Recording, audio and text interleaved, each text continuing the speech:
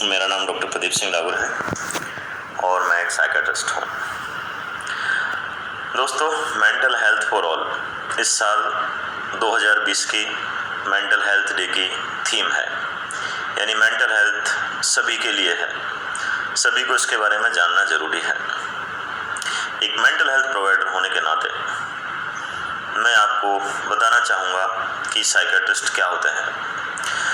हालांकि हमारे देश में साइकियाट्रिस्ट को बहुत अलग अलग नामों से नवाजा जाता है। सबसे कॉमन और सबसे पुराना जो शब्द होता है वो होता है पागलों का डॉक्टर। डेफिनेटली हम पागलों के भी डॉक्टर होते हैं, यानी जिनका दिमाग विक्षिप्त हो चुका होता है, दिमाग बिल्कुल काम नहीं करता, जिनको ये भी सेंस नहीं है क्या खाना है, क्या पीना है और कहाँ सोना है, नहाना है, धोना है, नहीं करना है, उनके डॉक्टर तो हम होते ही हैं। लेकिन आज के टाइम पे मानसिक बीमारियां लगभग 400 तरह की कोड हो चुकी हैं, तो उन सब बीमारियों के डॉक्टर भी हम हैं। इस वजह से लोगों में भी जागरूकता है और लोग जानते भी हैं, तो हमको एक और अलग अलग नामों से भी बोला जाता है, पुकारा जाने लगा है, जिनमें खास हैं टेंशन का डॉक्टर, डिप्रेशन का डॉक्टर, नींद का डॉक्टर, सुलाने वाला डॉक्टर, मस्त करने वाला डॉक्टर, टेंशन फ्री करने वाला डॉक्टर, भूत प्रेत का डॉक्टर, नशे का डॉक्टर, सेक्स का डॉक्टर, ज्ञान देने वाला डॉक्टर, आपकी दिमाग को उलझन को सुलझाने वाला डॉक्टर, आपको खुश करने वाला डॉक्टर, या फिर आपकी नियम कायदे मान मर्यादा सिखाने वाला डॉक्टर। दोस्तों, और भी नाम हो सकते हैं, लेकिन वास्तव में साइकियाट्रिस्ट क्या होता है, ये इसके लिए मैंने अपनी खुद की एक डेफिनेशन बनाई है और जहाँ भी मैंने शेयर की है उसको हर जगह अप्रूवल ही मिला है। साइकियाट्रिस्ट, अगर इसके शब्द पे हम जाएं तो इसको दो पार्ट में डिवाइड कर सकते हैं। साइकिया एंट्रिस्ट यानी केमिस्ट्री, मीन्स आपकी साइकोलॉजी की केमिस्ट्री का अध्ययन करने वाला, आपकी साइकोलॉजी की केमिस्ट्री को समझने वाला और आपकी साइकोलॉजी की केमिस्ट्री को ठीक करने वाला। एक कुछ दिनों से प्रचलन में शब्द आया है न्यूरो साइकियाट्रिस्ट, यानी कि ये भी एक अच्छा शब्द है समझने में। इसको अगर हम क्लियरली डिफाइन करें तो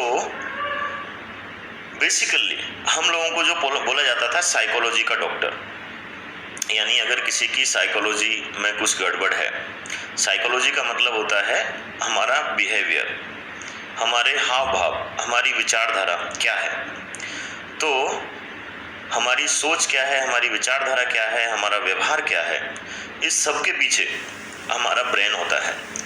और ब्रेन पूरा नहीं होता, ब्रेन की एक यूनिट होती है न्यूरॉन्स। और न्यूरॉन्स कैसे काम करते हैं दोस्तों, न्यूरॉन्स न्यूरोट्रांसमीटर्स के थ्रू एक न्यूरॉन से दूसरे न्यूरॉन को सिग्नल भेजते हैं, यानी इसको हम ब्रेन के रसायन भी बोल सकते हैं, दिमाग के रसायन।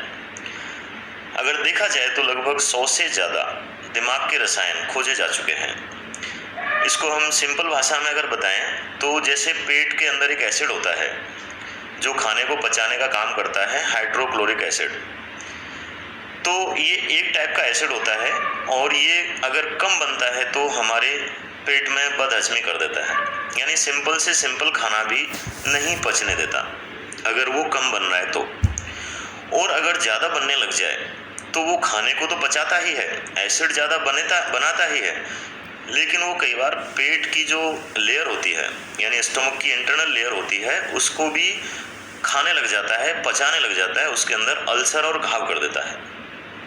तो दोस्तों, एक रसायन से हम तुलना करने के लिए हम बता रहे हैं, केवल हमारे ब्रेन के अंदर बहुत सारे न्यूरोट्रांसमीटर्स हैं, खासकर उनके अंदर serotonin, dopamine, endorphin, oxytocin, norepinephrine, adrenaline और कुछ हार्मोन्स भी होते हैं। खैर, तो ये न्यूरोट्रांसमीटर एक न्यूरॉन से दूसरे न्यूरॉन के बीच में कनेक्शन स्थापित करते हैं, सिग्नल भेजने का काम करते हैं। हमारे अंदर, हमारे दिमाग के अंदर कोई भी विचार अगर एक जगह से दूसरी जगह जा रहा है, कोई भी विचार की प्रोसेसिंग हो रही है, या फिर हम सिंपल भाषा में बोलें तो हमारी जो पांचों इंद्रियां हैं, इन पांचों इंद्रियों से हमको सिग्नल मिलते हैं और उस सिग्नल ब्रेन के किसी पर्टिकुलर हिस्से में जाते हैं, फिर वहाँ पर उनका असेसमेंट होता है, एनालिसिस होता है, उसके बाद उनका मीनिंग निकाला जाता है, उसके हिसाब से फिर फर्दर प्लानिंग की जाती है।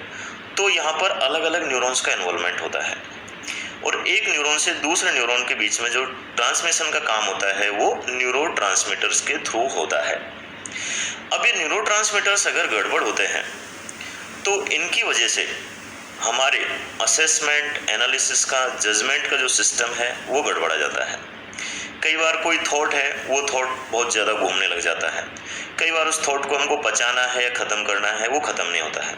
कई बार दिमाग में कुछ भ्रम आते हैं, वो भ्रम ख़त्म नहीं होते हैं। कई बार हमको मज़ा नहीं आ रहा होता है क्योंकि हमको आनंद वाले न्यूरोट्रांसमीटर हैं, वो अगर कम हो गए तो हमको मज़ा नहीं आता है। तो दोस्तों, ये जो न्यूरोट्रांसमीटर्स हैं, हम न्यूरोसाइकियाट्रिस्ट या साइकियाट्रिस्ट लोग, हम इन न्यूरोट्रांसमीटर्स के एक्सपर्ट होते हैं। हम जानते हैं, हमको पता चलता है कि इसके इस व्यवहार के पीछे कौन सा न्यूरोट्रांसमीटर है, इसके इस उदासी के पीछे, गुस्से के पीछे, ईर्ष्या के पीछे, जलन के पीछे, क्रोध के पीछे, और इसके दिमाग काम नहीं करने के पीछे, या इसके सुसाइड के पीछे, या इसके नशा करने के पीछे, या इसके सेक्सुअल ऑर्गन काम नहीं कर रहे हैं, इसकी सेक्स की इच्छा खत्म हो गई है, या फिर लिंग के अंदर इरेक्शन नहीं हो रहा है, इन सब के पीछे कौन सा न्यूरोट्रांसमीटर जिम्मेदार है।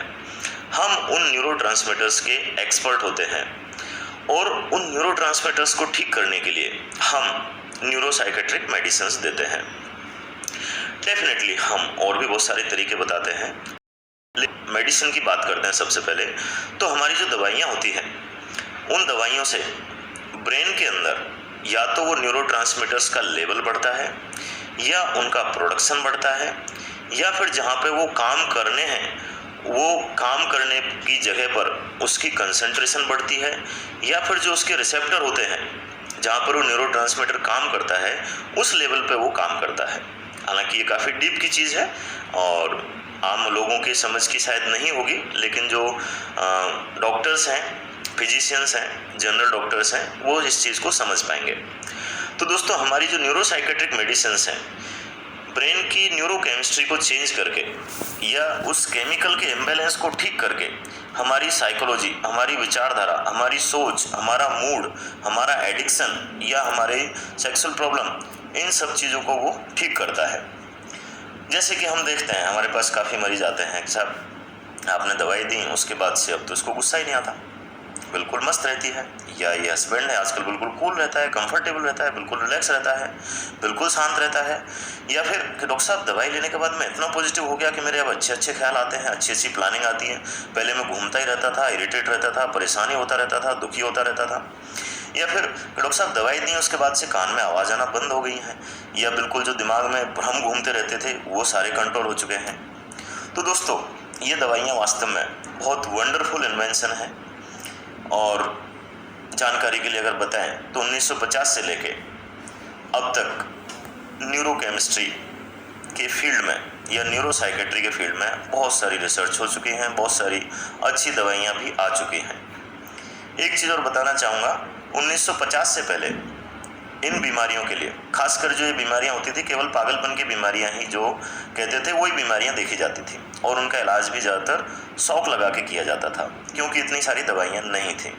आज हमारे पास सैकड़ों तरह की दवाइयाँ उपलब्ध हैं जो हमारी ब्रेन की केमिस्ट्री को ठीक कर सकती हैं, हमारी साइकोलॉजी को ठीक कर सकती हैं। तो दोस्तों, इस साल की जो मेंटल हेल्थ डे की थीम है मेंटल हेल्थ फॉर ऑल। आपको अगर लगता है कि आपकी साइकोलॉजी डिस्टर्ब हो रही है, आपका मूड अपसेट है, आपको इमोशनल प्रॉब्लम आ रही है, या आपको सेक्सुअल प्रॉब्लम आ रही है, या आपको नशे की ज़रूरत पड़ रही है विचारों को, धारणाओं या भावनाओं को ठीक करने के लिए, आपको कॉन्फिडेंस बढ़ाने के लिए अगर किसी बाहर के केमिकल का सहारा लेना पड़ रहा है, तो आप बेहिचक अपने नज़दीकी साइकियाट्रिस्ट से कंसल्ट करें, क्योंकि अब साइकियाट्रिस्ट केवल पागलों के डॉक्टर नहीं हैं। साइकियाट्रिस्ट आज के टाइम में हर घर का डॉक्टर है। हर इंसान के लिए साइकियाट्रिस्ट की आज के टाइम में कुछ न कुछ, कहीं न कहीं, किसी न किसी चीज़ के लिए ज़रूरत पड़ सकती है। हिचके नहीं, डरे नहीं। अपने मेंटल हेल्थ को ठीक रखने के लिए, अपने ब्रेन को, अपनी लाइफ को सुख शांतिमय और पीसफुल रखने के लिए